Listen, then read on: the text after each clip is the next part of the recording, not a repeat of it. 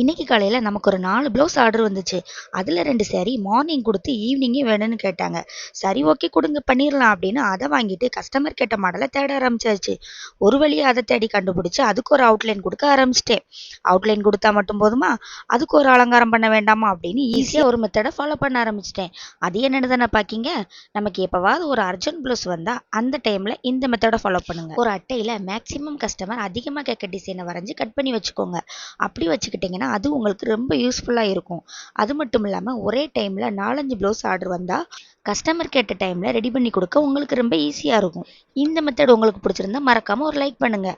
அப்படியே நம்மளுடைய சேனலை சப்ஸ்கிரைப் பண்ணி தொடர்ந்து ஃபாலோ பண்ணுங்கள். ஒரு வழியாக படம் வரைஞ்சி முடிச்சு கஸ்டமர் கேட்ட டிசைனை போட ஆரம்பிச்சாச்சு.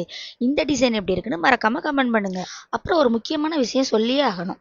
மேக்ஸிமம் கமெண்டில் எம்ப்ராய்டரி மிஷினை பற்றின டீட்டெயில் கேட்டிருந்தீங்க. ஸோ கண்டிப்பாக உங்களுக்கு ஒரு வீடியோ நான் போடுவேன். அது மட்டும் இல்லைங்க, நிறைய பேர் நார்மல் மிஷினில் இந்த மாதிரி டிசைன் போட முடியுமான்னு கேட்டிருந்தீங்க. இல்லைங்க, எம்ப்ராய்டரிக்குன்னு தனி மிஷின் இருக்குது. ஸோ அதை பற்றின ஃபுல் வீடியோ நான் கண்டிப்பாக உங்களுக்காக போடுவேன். மறக்காமல் நம்மளுடைய சேனலை சப்ஸ்கிரைப் பண்ணி தொடர்ந்து ஃபாலோ பண்ணுங்கள்.